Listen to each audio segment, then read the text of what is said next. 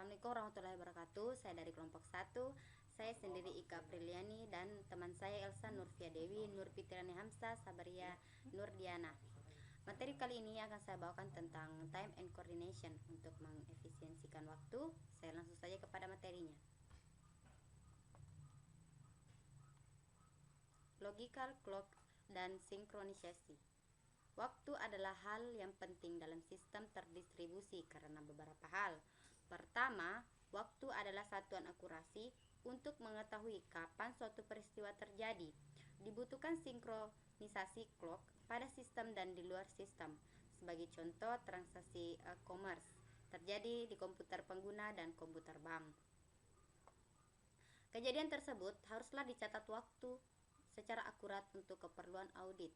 Kedua, algoritma mengenai sinkronisasi clock memiliki beberapa masalah, antara lain mempertahankan konsistensi data yang distribusikan, otentikasi request yang dikirim ke server, dan menghapus proses yang terduplikasi. Clock atau jam. Setiap komputer pasti memiliki clock fisik. Clock adalah alat elektronik yang menghitung osilasi yang terjadi pada kristal dan frekuensi tertentu dan menyimpan dalam counter register. Sistem operasi membaca clock fisik tersebut dan menerjemahkan ke software clock. Software clock tidak selalu akurat sehingga perwaktuan hardware dan software memiliki perbedaan walaupun sangat kecil. Namun, software clock tetap menjadi acuan pencatatan waktu setiap kejadian proses. Selanjutnya, clock skew and clock drift. Clock memiliki tiap-tiap komputer tidak selalu sama.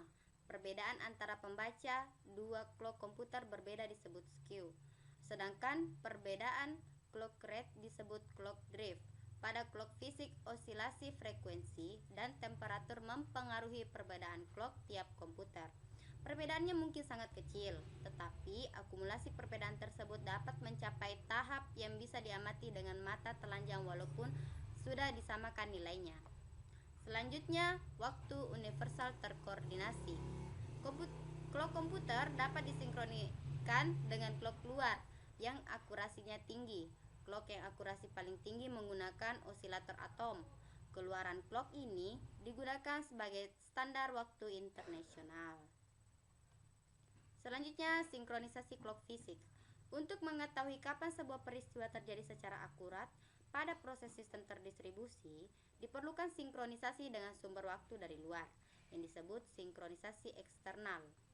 Dan jika satu clock tersinkronisasi dengan clock lain dengan derajat akurasi yang diketahui, maka kita bisa mengukur interval yang terjadi dua peristiwa pada komputer yang berbeda.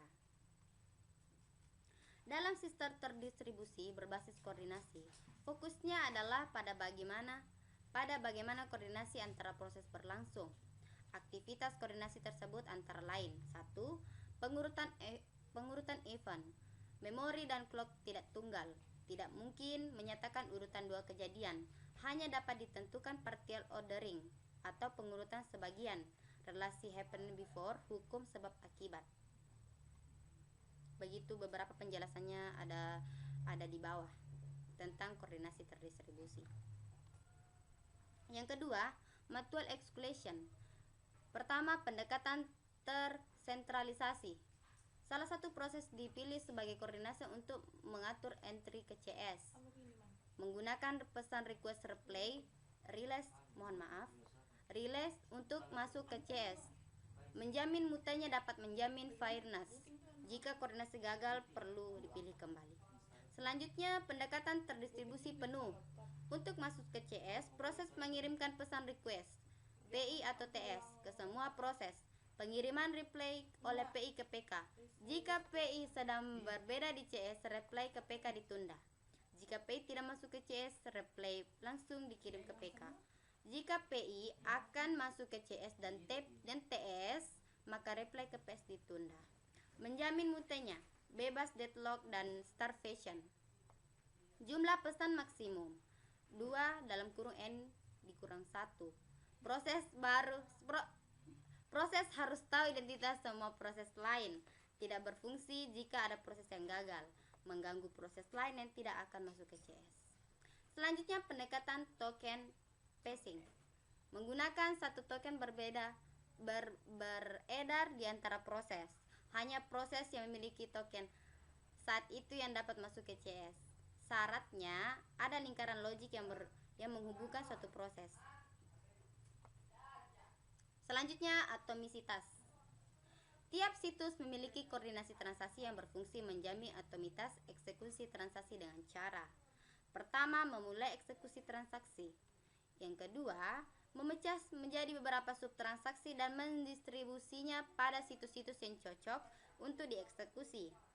Yang ketiga, mengkoordinasikan terminasi transaksi, commit atau abort. Tiap situs menyimpan log untuk tujuan recovery.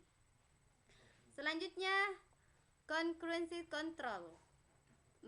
Manajer transaksi berfungsi mengelola eksekusi transaksi yang mengakses data, menyimpan log untuk tujuan recovery, berpartisipasi dalam skema kontrol konkurensi untuk mengkoordinasi eksekusi transaksi. Selanjutnya, penanganan deadlock prevention, pencegahan.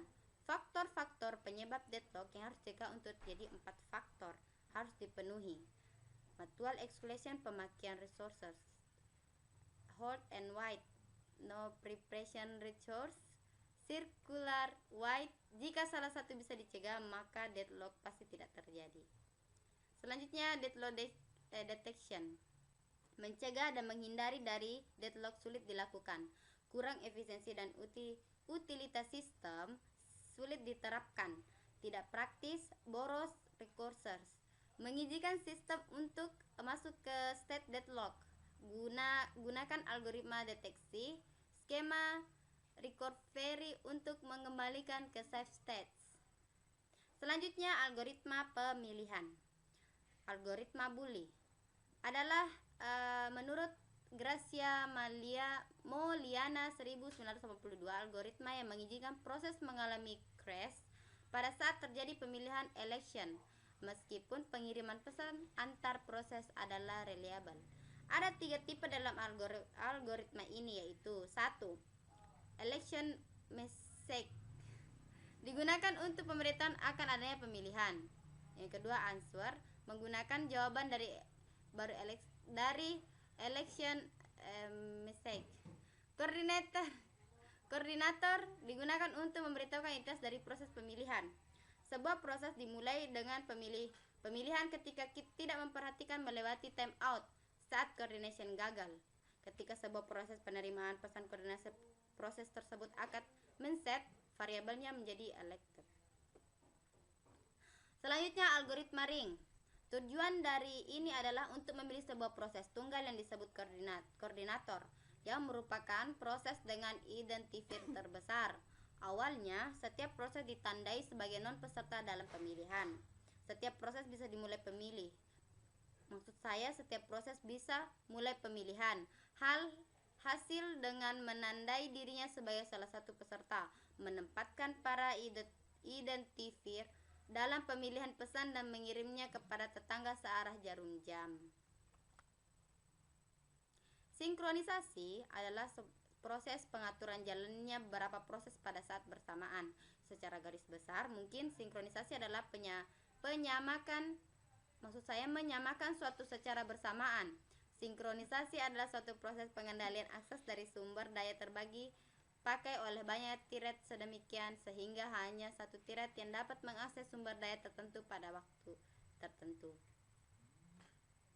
Sistem asinkronus seperti objek orientasi software biasanya dibuat dari modular atau benda keras, masing-masing dengan komunikasi yang terdefinisi dengan baik antar muka. Itu merupakan model sinkronisasi dan asinkronisasi. Modul kemudian dapat digabungkan bersama-sama untuk membentuk suatu sistem kerja yang benar, tanpa mengacu pada global signal clock. Biasanya daya rendah diperoleh karena komponen diaktifkan hanya pada permintaan. Terima kasih, sekian presentasi saya. Wabillahi taufiq wal hidayah. Wassalamualaikum warahmatullahi wabarakatuh.